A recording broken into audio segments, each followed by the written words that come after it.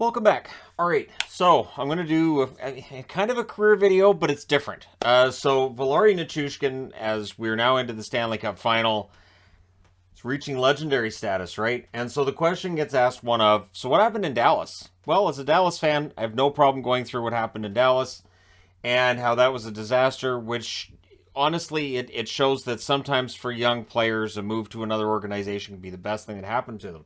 Nichushkin's 27 years of age. He's going to get paid this offseason. He's going to get paid well. He's made himself invaluable to the Colorado Avalanche, who could win a Stanley Cup. So he was a number 10 pick in 2013. 6'4", 210 pounds. Big winger. And seen as having good speed, good hands. Dallas was excited to draft him. I, as a Stars fan, was like, cool, because at the time, it was seen that Nichushkin could be boom or bust. That, he could end up being a steal at number 10. Yeah, he could bust as well. But just that drafting at number 10, you just never know. And so he did relatively well out of the gate. So 2015-2016 is where I want to start. Because it was a rough year for him. 79 games, 9 goals, 20 assists, 29 points. He registered 139 shots on net, which isn't completely outside of what he was doing in Colorado the first couple of years he's with the Avs. 13:56 is his average ice time. Again, right around where he was his first 2 years in Colorado. So what's interesting with this season is that there was all the discussion of, so what's wrong with Nichushkin? And part of the narrative was Lindy Ruff is not giving him the opportunity. Lindy Ruff was blamed plenty for what happened with him in Dallas and the fact that he and the Stars, it just was not working.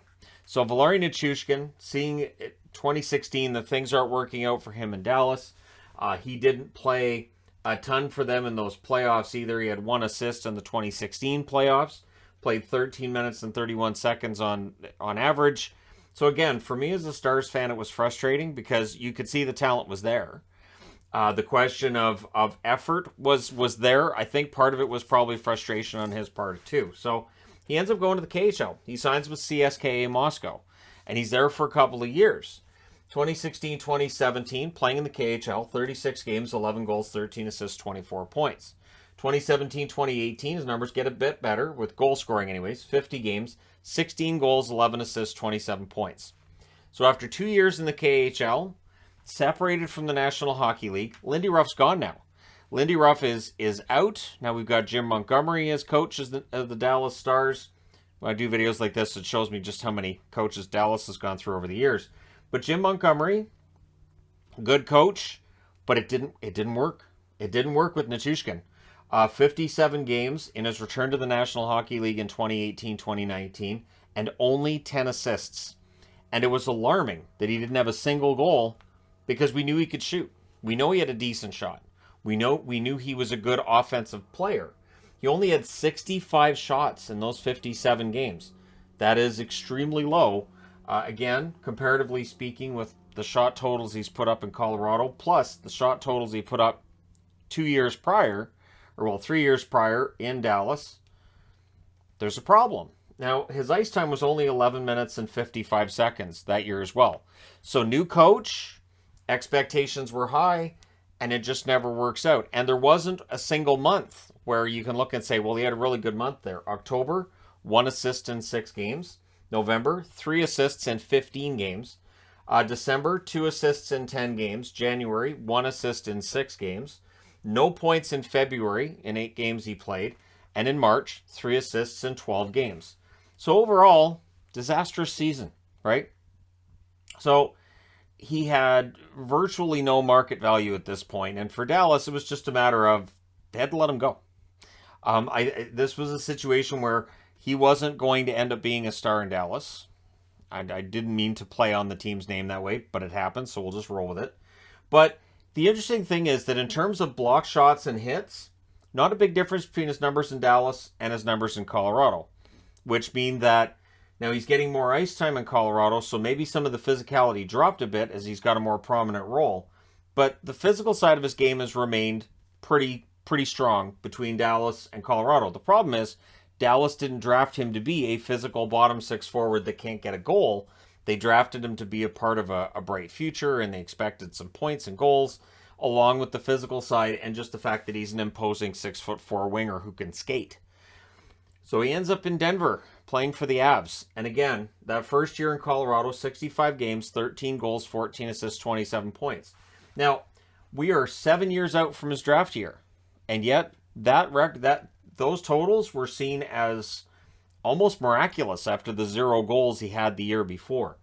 His shots, 113 shots in 65 games, so that's about 50 more shots with only 8 more games played, so he's getting more shots on net. His ice time, 14 minutes and 4 seconds on average, is only 8 seconds more than he was getting under Lindy Ruff. But again, in Colorado, the discussion wasn't one of why isn't he playing more, the coach is ruining him. It was just because that bar was lowered, well, now Nichushkin's clearing it. And Nichushkin's playing a role in Colorado. And not only that, he seemed more comfortable playing that role in Colorado than he was in Dallas. And I don't have any empirical proof of that. It's just, it's a feeling you get when you watch him play, that it just clicked in Colorado. 2020, 2021, 55 games, 10 goals, 11 assists, 21 points, 98 shots on net, 14 minutes and 5 seconds average ice time. So when you look at his stats, 2020, 2021, they're similar. Honestly, they kind of erode a little bit. And the interesting part again being that the bar is lower. They're not worried about him being top 6. There's no pressure on Nichushkin in Colorado like he had in Dallas. So those totals are fine. Nobody's complaining about those totals. This year has been remarkable.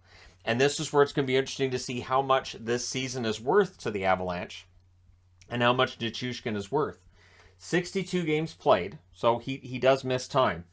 25 goals, 27 assists, 52 points. I say that, and yet he only missed 1 game in 2020, 2021 because it's a 56-game season.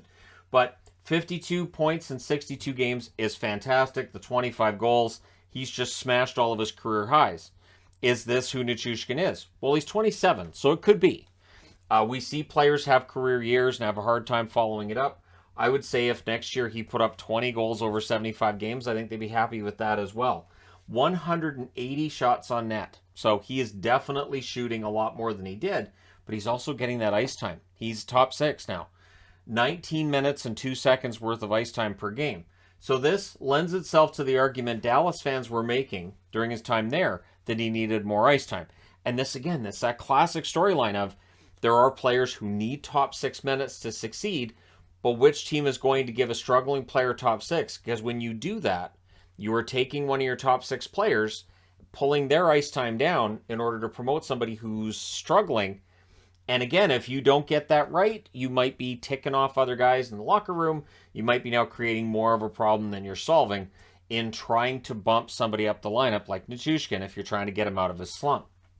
So when you look at the overall numbers, they're fantastic. His playoff career, this has been a remarkable playoff so far for Nichushkin. His first year in the playoffs was 2014 for Dallas. 6 games. He only had 1 goal, 1 assist that year. 13 minutes and 28 seconds average ice time. 2016, he played 10 games for them. They went to the second round. He had 1 assist in the playoffs. 13 minutes and 31 seconds of ice time. And he only made 1 appearance in the 2019 playoffs. And he played 7 minutes and 57 seconds in that. And then we go to Colorado. 2020, 15 games, 2 goals, 1 assist, 3 points, 14 minutes and 5 seconds average. What's fun about this is that's 1 second more than he had during the regular season. So again, Bednar very consistent with his line usage during the playoffs compared to the regular season. 2020, 2021, 10 games in the playoffs, 1 goal, 2 assists, 3 points, 15 minutes and 37 seconds ice time, which way more than he had during the regular season. And maybe that's where you get into him getting these top 6 minutes this year, because in this year's playoffs, 15 games, 6 goals, 5 assists, 11 points, and he's played an average of 19 minutes and 58 seconds per game. Now, there's obviously overtime that's going to skew those numbers a little bit, but it just seems to keep getting better for Nichushkin. And the question Joe Sakic is going to have to ask in the offseason is, how much is this worth? How many years is he going to be worth this amount of money? And there are some lineup decisions to be made. There might be somebody they need to turn to part ways with. how much is too much for Nichushkin before Nichushkin would end up being that guy. And again, I think Nichushkin has been a perfect fit in Colorado. I would expect Sakic and Nichushkin to sit down and get a deal done because it's worked out really, really well. And he has settled in quite nicely on a top line for the Colorado Avalanche. And I think it's legit. So as much as I was 3 years ago sold on the idea of Dallas needed to get rid of him, and they did.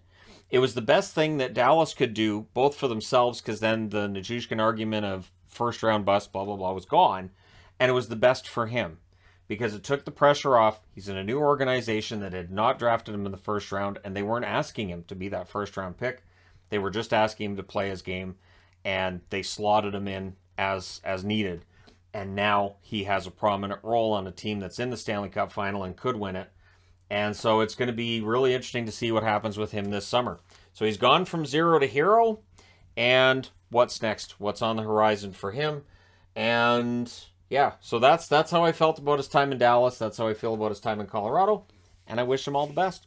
Let me know your thoughts in the comments section below regarding Valeri Nichushkin. Don't forget to hit like and subscribe if you're browsing your way through.